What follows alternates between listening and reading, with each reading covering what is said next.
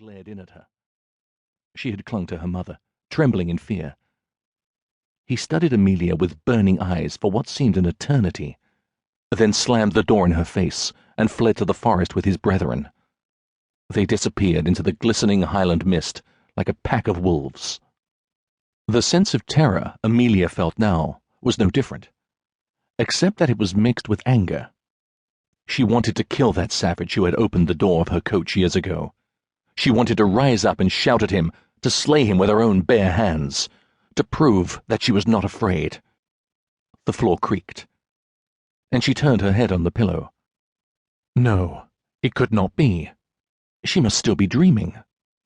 A Highlander was moving toward her through the darkness. Panic swept through her, and she strained to see through the murky gloom.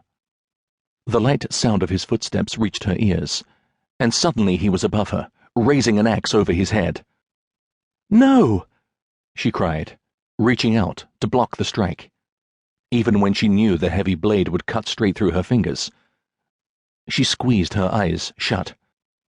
When the death blow did not fall, Amelia opened her eyes. The brawny, panting savage stood squarely over her bed. His axe was poised and gleaming in the moonlight from the window. His long hair was wet with grime or sweat or river water, she knew not which. Most terrible of all, his eyes glowed with the boiling furies of hell itself.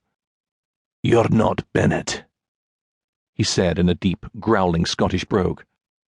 "No, I am not," she replied. "Who are you?" "I am Amelia Templeton." He had not yet lowered the macabre weapon, nor had she lowered her trembling hands. "You're English," he said. "That's right. And who are you to dare enter my bedchamber at night?" She wasn't quite sure where she found the courage or sense to inquire so boldly about his identity when her heart was pounding like a mallet in her chest. The Highlander took a step back and lowered the axe. His voice was deep and terrorizing. "I'm the butcher, and if you scream, lassie, it'll be the last breath you take." She held her tongue, for she'd heard tales of the brutal and bloodthirsty butcher of the Highlands, who committed grisly acts of treachery and left a trail of murder and mayhem in his wake. According to legend, he was descended from Gawain of the battle-axe, who had long ago crushed an invading fleet of Vikings. The butcher was never without his morbid death weapon, and he was a Jacobite traitor, straight to the bone. "If you are who you claim, why have you not killed me?" she asked, fear and uncertainty burning in every pore. "I was expecting to kill someone else tonight." His sharp, animal eyes surveyed the room, searching for some hint of the person he'd come to slaughter.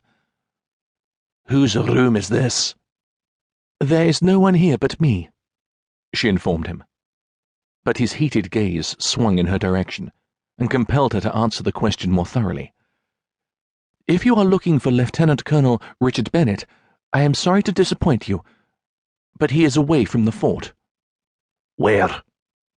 "I don't know exactly." He studied her face through the moonlight. "Are you his whore?" "I beg your pardon?" "If you are, I might slice your head off right now and leave it here in a box on the table for him to admire when he returns." A nightmarish queasiness churned through her belly as she imagined her head in a box. Where would he put the rest of her? Would he toss her headless body out of the window? She struggled to breathe evenly, in and out. "I am not Colonel Bennett's whore. I am his betrothed. My father was a colonel in the English army, and the 5th Duke of Winslow. So if you mean to kill me, sir, be done with it. I am not afraid of you." It was a bald-faced lie, but she would not let him see her cower. Something in his face changed. One large, strong hand squeezed the handle of his axe, and he lifted it to rest on the edge of the bed. She found herself staring mutely down at the dangerous hook at its tip, which was pressing against her thigh. She noted the huge broadsword in the scabbard at his side, and the flintlock pistol in his belt.